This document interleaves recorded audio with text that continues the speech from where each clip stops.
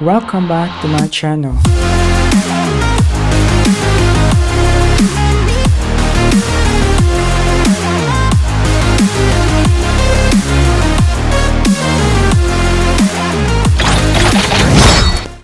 Hello mọi người, xin chào các bạn nha. Chào mừng đã quay trở lại với kênh của mình. Trong video ngày hôm nay chúng ta sẽ nói về top những cái con robot mà tốt nhất cho những cái bạn cày chay nha. Đấy, free to play các bạn nha. Vào khoảng hơn một năm trước thì mình có làm một cái video rồi là về 5 con robot nha. Đúng 5 con robot các bạn ạ. Thì dạo gần đây có nhiều bạn bình luận vào cái video đó hỏi mình là thế cái video này nó còn đúng hay không? Nó còn phù hợp ở cái thời điểm hiện tại hay không? Thì mình thừa nhận là nó đã không còn phù hợp nữa. Nên mình quyết định là làm cái video này để cập nhật thông tin này cho các bạn. Những cái bạn cày chay để người ta có cái định hướng nhất định để người ta xác định là cày những cái robot mà các bạn yêu thích, chơi tốt cho những bạn cày chay nha. Được rồi, lưu ý là video này mình sẽ chỉ nhắc đến những con mà đã có thể mua bằng tín dụng hoặc là coin cho các bạn nha. Còn những con ở thời điểm hiện tại chưa biết là đến bao giờ nó mới bán ấy thì chúng ta hãy cứ tạm gác nó qua một bên. Còn về vũ khí thì sao? Tất nhiên rồi, mình làm về robot thì chắc chắn là mình sẽ có một cái video làm lại về cả vũ khí. Nên mọi người xem video này, cái quan trọng là các bạn biết được là đâu những cái con robot mà mình đánh giá là cao, đánh giá là cực kỳ tốt cho những bạn cày chay nha. Còn về vũ khí thì mình vẫn có khuyên đấy, nhưng mà nó mang cái tính chất gọi là tham khảo thôi, chứ nó cũng không phải là trọng tâm của cái video này nha. Mình sẽ nêu lên theo cái độ hiếm, đấy, từ cái độ hiếm thấp nhất đến cái độ hiếm cao nhất. Đây là video nói lên những cái con tốt các bạn nha, chứ không phải là video xếp hạng các bạn nha. Được rồi, cái gợi ý đầu tiên mà mình muốn giới thiệu đến cho các bạn đó chính là Guardian.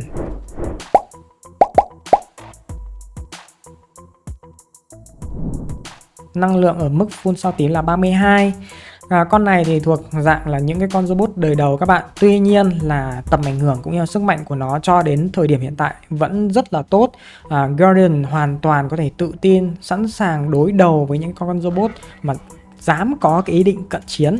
Thì cái combo mà mình khuyên cho mọi người ấy, chơi rất là lâu dài và rất là khỏe đó chính là siêu pháo các bạn nhé. Siêu pháo 16.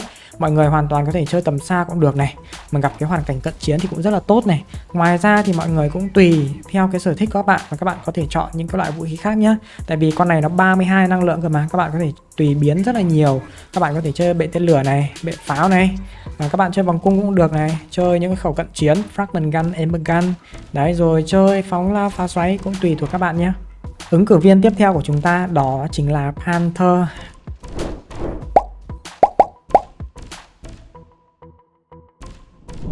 Cũng giống như Guardian, nó là dạng robot đời đầu. Nhưng ở thời điểm hiện tại thì tầm ảnh hưởng của Panther rất là lớn luôn. Kỹ năng là lá chắn tĩnh, hay là mình hay gọi là cái hàng rào tĩnh điện ấy, thì nó sẽ tạo ra một cái hàng rào, đấy, hàng rào điện từ, và nó không thể bị phá hủy các bạn nha. Nó sẽ trong một khoảng thời gian đếm ngược thì nó sẽ mất thôi. Tuy nhiên ấy, khi mà nó còn tồn tại kỹ năng ấy thì không thể phá hủy được. Bởi vậy mà Panther sẽ trở thành một cái con mà công thủ toàn diện. Đấy, vị trí tầm xa cũng tốt này, mà các bạn chơi tầm trung hoặc thậm chí là nguy hiểm hơn chút xíu là chơi cận chiến cũng được các bạn nha. Thì cũng giống như với Guardian 32 năng lượng thôi. Tuy nhiên thì với kỹ năng của Panther thì mình thấy rằng là nó sẽ khá là gặp nguy hiểm khi mà đối đầu với những con cận chiến khỏe nha. Ví dụ ở đây mình phải nói là Shirt là cái con mà thực sự là nếu mà đã tiếp cận được rồi ấy, thì Panther sẽ khó lòng có cơ hội mà sốc một phát bay luôn ấy, nếu mà không bình tĩnh nha.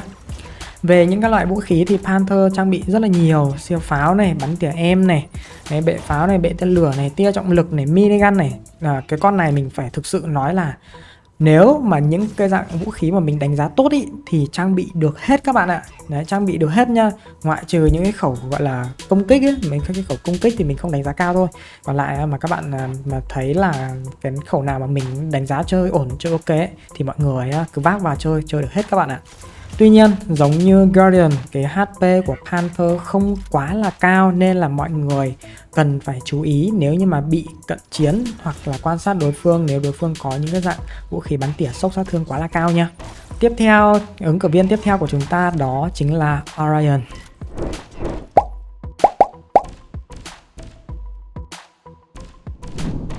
Yes, Đó chính là Orion các bạn ạ. Nếu như mà các bạn cày chay này, các bạn không có tiền mua phi công này, cái ghép của các bạn thiếu này, thì Orion chính là giải pháp tuyệt vời cho các bạn. Với cái kỹ năng của nó là dấu ấn thợ săn, đấy, cái lượng sát thương mà nó có thể tăng lên đến 150% các bạn nhá, cực kỳ là lớn.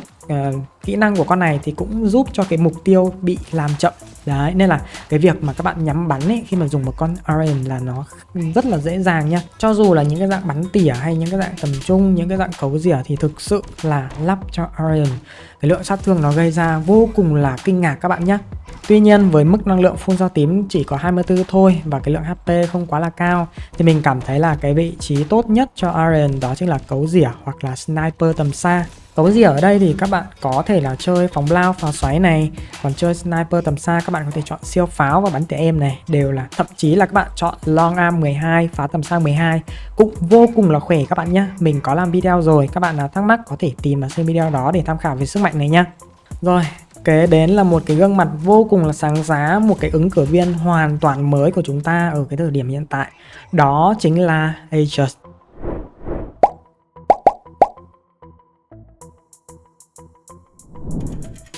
Ngày xưa mình xin nhắc lại một chút xíu là khiên của Aegis không thể bị phá hủy, không thể bắn qua được các bạn nha, chỉ có đợi thời gian nó kết thúc thôi. Và cái điều đó tạo nên nó giống như kiểu một cái rào chắn ấy, rất là khó chịu cho cả đối phương cũng như là đồng minh. Sau khi nghe phàn nàn cũng như là những cái lời góp ý của người chơi thì bên Make Arena đã chỉnh sửa lại kỹ năng của Aegis. Cái khiên vòm của nó đã có thể là tấn công được từ bên trong ra, có nghĩa là đồng đội này, cả bản thân của Aegis có thể là tấn công ra bên ngoài các bạn nha. Và cái lượng HP khiên khi mà lên full sao tím ý là vô cùng đáng kinh ngạc, là 750.000 các bạn nha, 750.000 một cái khiên vòm. Ở thời điểm hiện tại thì mình thấy là chỉ có cái khẩu pháo bão tố là có khả năng một tơn là bay cái khiên đi thôi, chứ còn á mình hoàn toàn không hề e ngại bất kỳ cái khẩu nào khi mà mình đã có khiên của Aegis nha. Lượng HP của con Aegis thì cũng không phải là yếu, nó không thuộc dạng mỏng manh chút nào, nên bây giờ ở cái thời điểm hiện tại có thể nói là Aegis cũng là một cái anh em sánh vai đối với Panther. Panther thì hàng rào không thể bị phá hủy nhưng mà HP của nó sẽ đuối, còn Aegis thì cái khiên vòm của nó có thể bị phá hủy. Tuy nhiên cái lượng HP của khiên vòm nó quá là lớn các bạn ạ, nên là nó tạo cho người sở hữu một cái độ yên tâm nhất định. Lượng HP của nó cũng khá là lớn nên là khi các bạn mất khiên rồi thì các bạn vẫn có thể cảm thấy bình tĩnh để có thể rút lui, không lo bị sốc quá là bất ngờ. Với mức full sao tím là 24 năng lượng đối với mình như thế là quá đủ cho một con Aegis rồi. Công thủ toàn diện, mọi người có thể lắp những loại vũ khí tùy theo sở thích. Ở đây lời khuyên của mình là các bạn nên chơi tầm trung, cả tầm xa. Còn chơi cận chiến ấy, thì mọi người có thể chơi ở những cái mức gọi là lực chiến thấp, như kiểu là 3-4k lực chiến gì đó. Còn nếu mà lên càng cao ấy thì việc chơi cận chiến nó sẽ rất là nguy hiểm. Bởi vì các bạn biết đấy, nếu mà các bạn không căn kỹ thì các bạn có thể bị solo ngược lại bởi những con như kiểu là Guardian này, Nomad này, Search này. Đó, có một cái mẹo giúp các bạn có thể khắc chế được gần như là hoàn toàn tất cả kỹ năng của con khác là hãy đứng thật sát cái mép khiên. Cái này nếu mà các bạn xem video của mình ấy, các bạn cũng biết rồi là mình từng gọi là thoát khỏi khống chế, thoát khỏi sát thương khi mà gặp Nomad, Killshot và Search. Việc mình cần làm là gì? Căn làm sao cái bản thân của con Aegis nó đứng sát với cái lớp khiên vòm nhất có thể ấy. Thì khi mà những đối phương như kiểu là Search hoặc là Nomad ấy, nó tấn công các bạn ấy, thì đặc thù chung ấy là chúng nó mới chạm vào cái lớp khiên thôi thì nó đã bật ra rồi, và cơ bản là cái khiên này nó kháng được rất nhiều thứ đúng không? Nên là việc các bạn đứng sát với cái mép của khiên ấy, đấy, cái tấm chắn của khiên ấy, thì nó không thể tác động được đến bản thể của robot mà nó chỉ tác động được đến cái lớp khiên thôi. Nên những cái hiệu ứng đó, những cái hiệu ứng có xấu cho bản thân các bạn ấy hoàn toàn là bị loại bỏ các bạn nha. Tiếp theo, một cái ứng cử viên mình thấy cũng vô cùng là sáng giá, đặc biệt là nếu mà các bạn có chơi lên full sao tím, đó chính là Redeemer.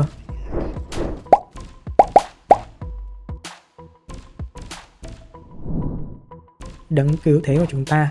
Với một con Redeemer thì mức năng lượng full của nó là 24. Khi mà lên full sao tím các bạn nhé, 24, lượng HP thì không quá là cao, nhưng cái kỹ năng của nó giúp nó thoát được tất cả những cái gọi là cái bùa hại. Đấy, mình gọi là cái bùa hại trong game này nha. Đấy, tính điện này, quá nóng này, những cái đánh dấu mục tiêu này, những cái kiểu nói chung tất cả những cái kỹ năng khác, nhưng mà nếu mà gặp Guardian thì cũng tắt điện thôi. Nói là vậy nhưng một người chơi Redeemer thì người ta sẽ chọn vị trí đó chính là cấu rỉa hoặc là sniper các bạn nha. Các bạn lắp pháo xoáy này rất là khó chịu, các bạn lắp phóng đĩa cái bệ pháo ấy thì cũng rất là khó chịu, các bạn lắp siêu pháo hoặc là bắn từ em thì cũng cực kỳ là khỏe nha. Một người chơi Redeemer thì người ta luôn luôn chọn đứng tầm xa và bắn những cái phát bắn cực kỳ là đau cho đối phương. Đối phương ấy, khi mà cố gắng nhắm bắn trở lại một con Redeemer thì nó sẽ giật ngược trở về, và cái quá trình mà nó đi trở về ấy, thì các bạn không thể gây ra sát thương cho nó được. Các bạn chỉ có 1.5 giây cái sự delay để các bạn có thể là gây sát thương cho nó thôi. Còn đâu á, thì nếu không nhanh tay ấy, sẽ rất là khó nha. Mình không nhớ là 1.5 giây hay là 1 giây nhỉ. Có gì các bạn bổ sung thông tin cho mình nhé. Được rồi, sau đây sẽ là một cái ứng cử viên vô cùng là sáng giá của chúng ta. Thực sự là sáng giá luôn các bạn ạ. Đó chính là Shirt.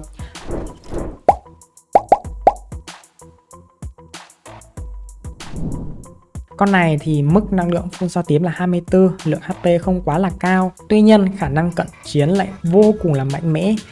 Gặp Guardian thì phải dè chừng thôi. Còn đâu tất cả những con khác ấy, thì Shirt hoàn toàn có thể đối đầu rất là tự tin. Các bạn gặp Nomad, các bạn gặp những con kiểu là Barton thì các bạn cần xem xét và cấu một chút nếu mà nó đang bật kỹ năng. Còn với con Nomad thì cứ căn các bạn khống chế cho là được. Bây giờ các bạn sẽ gặp khó khăn khi mà gặp Solid nó tung hỏa mù các bạn, nên mọi người phải chú ý nhìn thật kỹ rồi mới đưa ra cái giải pháp tấn công nha. Tuy nhiên thì mình vẫn đánh giá rất là cao khả năng cận chiến của Shirt. Nếu như mà các bạn không quá tự tin về khả năng cận chiến ấy, thì hoàn toàn có thể trang bị cho nó tầm trung hoặc là sniper cũng được. Cái combo sniper mình vô cùng yêu thích đó chính là bắn tỉa M12. Nhưng các bạn nếu mà muốn một cái combo khác cận chiến cũng khỏe này, chơi tầm xa cũng khỏe này, thì mình khuyên các bạn là nên chọn đôi siêu pháo 12 nha. Ngày trước thì mình còn nói là mình không đánh giá quá là cao. Tuy nhiên ở thời điểm hiện tại thì mình xin nhắc lại là nếu các bạn có một combo là Shirt với cái siêu pháo 12 ấy, thì mọi người hoàn toàn là yên tâm. Tầm xa cũng được mà tầm cận chiến cũng được. Những cái bản đồ nhiều vật che chắn ấy thì hoàn toàn là bất ngờ và đầy nguy hiểm các bạn nha. Cuối cùng là cái ứng cử viên hạng chót của chúng ta, đó chính là Barton.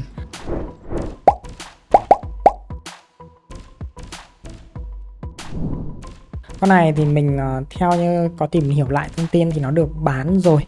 Thì mình thấy thực sự nếu mà các bạn yêu thích một con có HP vô cùng là khủng này, cận chiến thì cũng rất là khỏe này, thì các bạn hoàn toàn có thể tin tưởng vào Barton nha. Cái gì thế thôi, nếu mà các bạn nghiên cứu kỹ thì nó sẽ có rất nhiều cái khắc chế. Tuy nhiên không thể gọi là lảng tránh được, Barton là một con robot rất là tốt, huyền thoại này, mức HP vô cùng là cao này.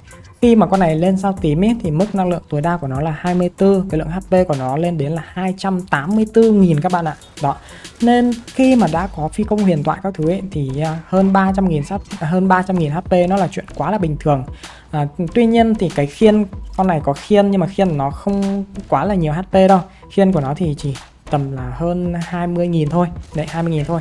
Rất là ít so với một con Archer đúng không? Tuy nhiên cái khiên của nó sẽ có cái khả năng khống chế cái hiệu ứng điện ấy, cái điện các bạn ạ, cái hiệu ứng khóa chân điện ấy.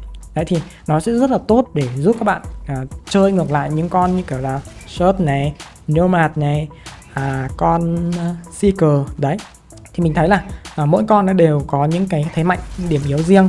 Nhưng mà Barton là một cái ứng cử viên hoàn toàn tuyệt vời nếu như các bạn yêu thích cái kỹ năng của con này nhá. Với 24 năng lượng ở mức full tím thì mọi người hoàn toàn có thể lắp cho nó rất nhiều khẩu mạnh. Ví dụ như minigun này, các bạn hoàn toàn cũng có thể lắp tia trọng lực các bạn nhá. Đừng coi thường một con Barton sử dụng tia trọng lực. Hoặc thậm chí các bạn cũng có thể dùng net launcher cũng được. Và sau này cái pháo băng nó bán ấy, thì dùng pháo băng cũng là một sự lựa chọn tuyệt vời. Cá nhân mình thấy thì 24 hay là 32 năng lượng thì có rất nhiều những cái loại vũ khí tốt cho các bạn dùng. Cận chiến này, tầm trung này, tầm gần thì nó rất là đa dạng. Bây giờ game thì nó cũng bán khá là nhiều rồi, mọi người có thể tùy chọn nha. Rồi, video của mình hôm nay đến đây thôi. Mình đã nêu ra cho các bạn 8 con robot các bạn nha. 8 con robot cho các bạn cày chay. Các bạn hoàn toàn có thể cày được. Tất nhiên là với những con có độ hiếm huyền thoại thì các bạn sẽ cần thời gian hơn. Nhưng mà tin mình đi, các bạn mua là nó đã ở mức 5 sao rồi, là các bạn có thể chơi thoải mái rồi. Các bạn không cần phải lo là mua nó thấp sao quá các bạn không chơi được. Với một con huyền thoại 5 sao ấy, thì các bạn chơi thoải mái ok nha, không có gì phải lo nghĩ cả. Còn tương lai sau này ví dụ có Eclipse này, những con khác nó bán ấy, thì mình sẽ phải cập nhật làm lại nội dung này. Nhưng ở cái thời điểm hiện tại thì mình thấy là đó là 8 cái con robot mà mình cảm thấy là cày chay vô cùng là khỏe. Các bạn hoàn toàn có thể chơi lên cái mức full sao tím bình thường ok, và lâu dài các bạn nha, lâu dài các bạn nha. Đấy, nên là mọi người hoàn toàn yên tâm nhé. Nếu như các bạn thấy video của mình còn điều gì thiếu sót thì hãy bình luận bổ sung bên dưới nhé. Mình sẽ đọc và mình sẽ bổ sung thêm thông tin nếu như các bạn nói đúng. Nếu như các bạn nói mà mình cảm thấy là chưa hợp lý thì mình cũng sẽ trả lời để cho các bạn hiểu hơn về cái quan điểm của mình nha. Và đừng quên like và đăng ký kênh ủng hộ mình nhé, để giúp mình có thêm động lực làm thêm những cái nội dung hữu ích cho các bạn, để giúp các bạn có những cái trải nghiệm tốt hơn về game Mech Arena nhé. Hẹn gặp lại các bạn trong những video tiếp theo. Bye bye.